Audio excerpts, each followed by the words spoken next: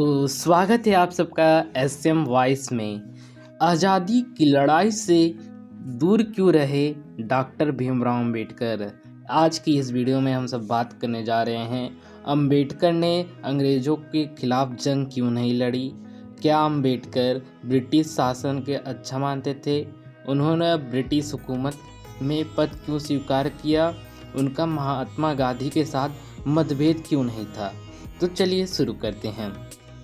भारत में अधिकतर महान शख्सियत के बारे में लोगों दो खेमों में बटे नजर आते हैं। एक वर्ग उनकी अच्छाइयों को गिनाता है तो दूसरा उन पर उंगली उठाता है। डॉक्टर भीमराव अंबेडकर भी इससे अछूत नहीं रहे। एक तरफ उन्होंने संविधान निर्माता और दलित समाज का उद्धार बताया जाता है तो दूसरी ओर कुछ लोग स्वतंत्रता संग्राम में हिस्सा न लेने की बात कहकर उन पर निशाना भी साधते हैं। अंबेडकर के आलोचक दावा करते हैं कि वह अंग्रेजों के साथ थे और उन्हीं के मुताबिक काम करके भी वकालत करते रहते थे। ऐसे में सवाल उठता है, आखिर अंबेडकर का असल मकसद क्या था? दरअसल अंबेडकर का मकसद वही था जो स्थापना के वक्त कांग्रेस का था।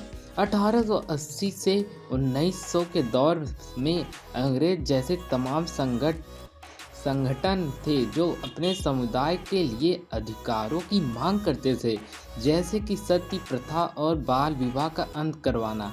फिर मराठा रेजिमेंट तथा जट रेजिमेंट और महार रेजिमेंट बनाने की मांग उठी। सिविल सर्विस में कैंडिडेट की उम्र बढ़ाने के लिए भी विरोध प्रदर्शन होने लगे ताकि ब्रिटिश हुकूमत में हिंदुस्तान को ज़्यादा प्रतिद्वंद मिले। और ये मांगे बढ़ते 1929 से पूर्ण स्वराज और 1942 में भारत छोड़ो आंदोलन तक पहुंच गई थी। इस ऐतिहासिक क्रम पर नज़र डालते हैं तो पता चलता है कि अंबेडकर की मांग भी ऐसी ही थी। वह पहले अपने समुदाय की भलाई चाहते थे। उनका मानना था कि अगर किसी शख्स को समाज में सिर उठाकर चलने की आज़ादी नहीं तो उसके लिए देश में आज़ादी के कोई मायने नहीं है। इसलिए वह सत्ता के पिछड़े तबके की हिस्सेदारी चाहते थे, जिन्हें जाति व्यवस्था ने ऐसे कामों तक सीमित कर रखा था जो सम्मान की नज़र से नहीं देखे जाते थे। डॉक्टर अंबेडकर दलितों की दुर्दशा के लिए हिंदू धर्म की ऊंच नीच वाला व्यवस्था को जिम्मेदार मानते थे। उन्होंने वर्ण व्यवस्था के पैराकिक करने वाली किताब मनुस्मृति की प्रति भी जलाई। उनका कहना था कि हिंदू धर्म मनुस्मृति के हिसाब से चलता है, जिस ऊंच नीच कूट कर भरा है।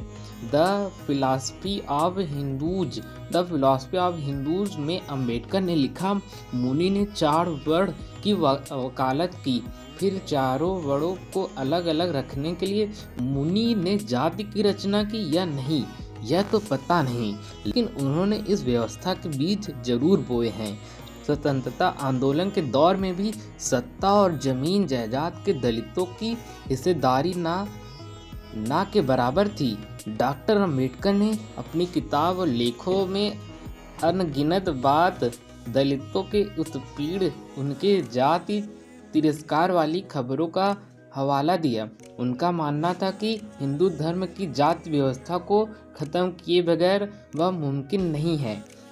दलित समाज में सम्मान के साथ जी नहीं सके। यही वजह थी कि वह सत्ता में दलितों की हिस्सेदारी चाहते थे ताकि उनके खिलाफ हो रहे अत्याचारों को रोका जा सके।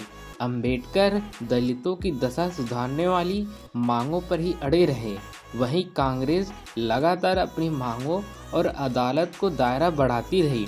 उसने दलितों से जुड़े मामलों को अनदेखा तो नहीं किया, लेकिन उनकी स्थिति सुधारने के लिए कुछ भी नहीं किया।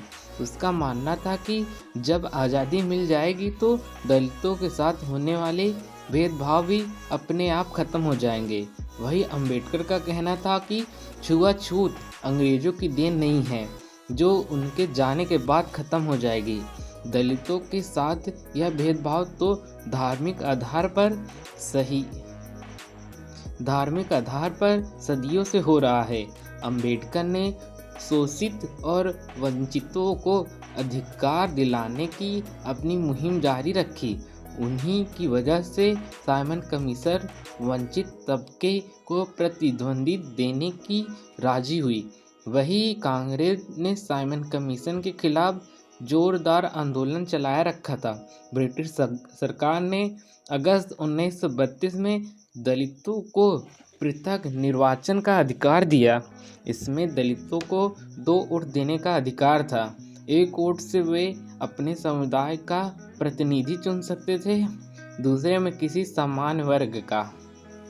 स्वतंत्रता आंदोलन की अगुवाई कर रहे महात्मा गांधी ने पृथक निर्वाचन का जोरदार विरोध किया। उनका मानना था कि इससे दलितों और सड़कों के बीच की खाई और बढ़ जाएगी। उन्होंने पृथक प्रतिनिधित्व के खिलाफ आमरण अनशन शुरू किया। गांधी की तबीयत बिगड़ने के साथ अंबेडकर के पुतले जलाए जाने लगे। कई जगह दलित बस्तियों पर हमले भी हुए। आखिरकार अंबेडकर को झुकना पड़ा और 24 सितंबर 1932 को गांधी और अंबेडकर के बीच पूना पैक्ट हुआ। इसमें दलितों के पृथक निर्वाचन और 2 वोटों का अधिकार खत्म हो गया। हालांकि दलितों के लिए आरक्षित सीटों की संख्या राज्यों में विधानमंडलों में 71 से बढ़कर 147 और केंद्रीय विधानमंडल में कुल सीटों का 18% कर दिया गया। अंबेडकर वैसराय की एकजुटी कमेटी काउंसिल के सदस्य थे। उनका दर्जा इस समय में कैबिनेट मिनिस्टर के बराबर था। उन्होंने श्रम विभाग की जिम्मेदारी मिली थी। अंबेडकर ने वायसराय काउंसिल के सदस्य के रूप में कई महत्वपूर्ण काम किए। उन्होंने वेतन भुगतान के लिए नियम बनाए, श्रमिकों के लिए कारखाना संशोधन विधेयक पारित किया। अंबेडकर ब्रिटिश हुकूमत में जिस हैसियत में रहते थे, उनका मानना था कि उन्हें एक बड़ी ताकत मिली हुई हो। वह इसका इस्तेमाल समाज और अपने लोगों की भलाई के लिए करना चाहते थे। उनका कहना था कि पहले दलितों को अधिकार मिल जाए, उसके बाद ही उनके लिए किसी तरह की आज़ादी का कोई मतलब होगा। महात्मा गांधी ने 1942 में करो या मरो का नारा लगाया और साथ ही में भारत छोड़ो आंदोलन शुरू किया। अंबेडकर इस आंदोलन के खिलाफ थे। अंबेडकर ही नहीं, उस दौर में कम्युनिस्ट दलों ने भी द्वितीय विश्व युद्ध में ब्रिटिश हुकूमत का पक्ष लिया। दुनिया दूसरा विश्व युद्ध शुरू होने से पहले ही जापानियों और नाजियों की हरकतें देख चुके थे। ऐसे में अंबेडकर के साथ देश की कई राजनीतिक चिंता मानने लगे थे। अंबेडकर को डर था कि अगर नाजियों ने भारत पर कब्जा कर लिया तो इसके नतीजे काफ़ी खतरनाक होंगे। जर्मनी का तानाशाह एडोल्फ हिटलर तो रक्त शुद्धता का बाढ़ हिमायती था। उसके सामर्थ्य तो भारतीयों को एकदम गया गुजरा समझते थे। यही वजह है कि अंबेडकर ने ब्रिटिश हुकूमत का साथ देने का फैसला किया। उन्होंने कहा, सभी भारतीयों की देशभक्ति यही है कि वह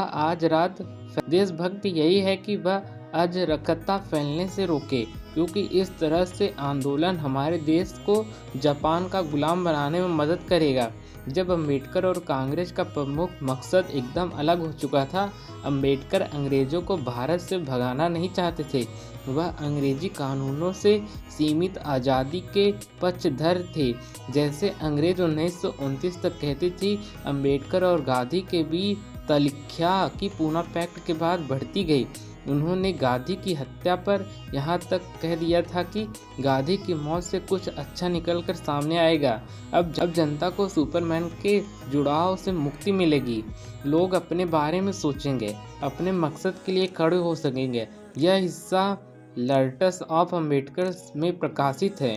कांग्रेस और अंबेडकर ने अपनी लड़ाई एक ही तरह से शुरू की थी, लेकिन सामाजिक कुरीतियों और सिविल सर्विस में उम्र बढ़ाने जैसे मामलों पर कांग्रेस की मांगें मान ली गई। इससे उसकी लड़ाई भारत छोड़ो आंदोलन तक पहुंच गई। वहीं अंबेडकर की लड़ाई दलितों को हक दिलाने तक ही उलझी रही, क्योंकि उसमें कोई ठोस प्रगति ही नहीं हुई। अम्बेडकर का मानना था कि आज़ादी के बाद दलितों के साथ भेदभाव जारी रहेगा, इसलिए वह कानूनी प्रावधानों के जरिए दलितों को ज़्यादा से ज़्यादा अधिकार दिलाना चाहते थे।